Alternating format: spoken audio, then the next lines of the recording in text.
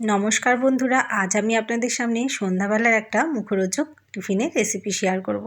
আর সেটা হলো চাল ভাজা মুড়ি মাখা। আমি কিভাবে এই চাল ভাজা মুড়িটা মাখলাম সেটাই আজকে আপনাদের দেখাবো। চলুন তাহলে শুরু করা যাক। এই চাল ভাজা মুড়ি মাখানোর জন্য আমি বাগান থেকে আগে কিছু কারি পাতা তুলে নিচ্ছি। কারি পাতাটা আমি নিয়ে ভালো করে ধুয়ে ভেজে নেব। আর এই কারি পাতা দিয়ে মুড়ি মাখলে খেতে কিন্তু বেশ ভালো লাগে। এই যে কিছু কারি পাতা আমি তুলে নিয়ে এসেছি। এবার এগুলোকে খুব ভালো করে ধুয়ে আমি তেলের মধ্যে ভেজে নেব। দেখুন এই মুড়ি মাখানোর জন্য আমি কী গুছিয়ে নিয়েছি। কারি পাতা ভেজে নিয়েছি, একটু চিনেবাদাম ভেজে নিয়েছি, আর পেঁয়াজ কুচিয়ে নিয়েছি, আদা কুচিয়ে নিয়েছি, কাঁচা লঙ্কা কুচিয়ে নিয়েছি। এবার আমি একটা মিক্সিং বোল নিয়ে নিচ্ছি একটু বড় দেখে। আর এই বড় মিক্সিং বোলের মধ্যে আমি চাল ভাজা মুড়িগুলো মাখা করব। এবার আমি বোলের মধ্যে দিয়ে দিচ্ছি পরিমাণ মতো চাল ভাজা মুড়ি, মানে আমি যতটুকু মাখা করতে চাই সেই পরিমাণ অনুযায়ী দিচ্ছি। আমি এখানে ছোটো বাটির 2 বাটি চাল ভাজা মুড়ি নিয়ে নিলাম।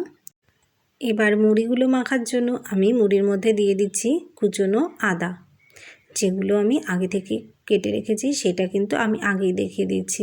ওগুলো তো দেবই, তার সাথে সাথে আমি আরও কিছু জিনিস অ্যাড করব। চলুন সেগুলোই এখন দেখাবো কী কী জিনিস আমি দেব।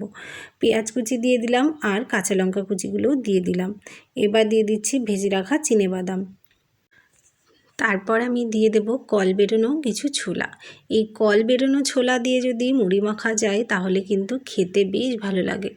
আর এটা দিয়ে ছোলা মাখা খেতেও কিন্তু খুব ভালো লাগে। এবার দিয়ে দিলাম ভুজিয়া।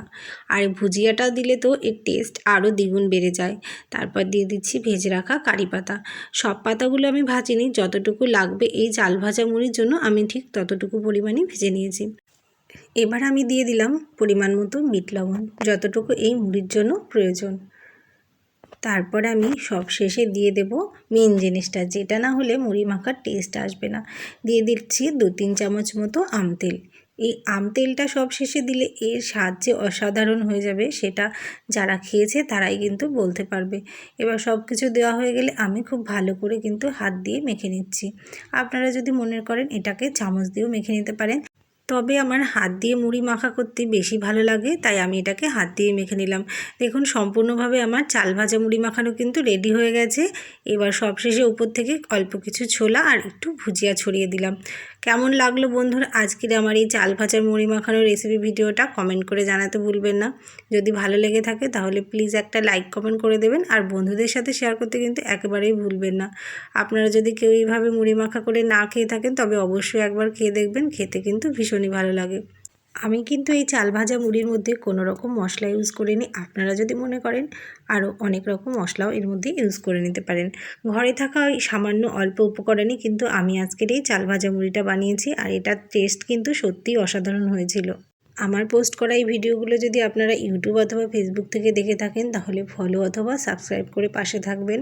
সকলকে জানাই অসংখ্য ধন্যবাদ ভিডিওগুলো দেখে সাথে পাশে থাকার জন্য, লাইক কমেন্ট করার জন্য। সকলকে আরও একবার ধন্যবাদ। সবাই ভালো থাকুন, সুস্থ থাকুন। আবার আসবো নতুন রেসিপি ভিডিও নিয়ে। ধন্যবাদ সবাই।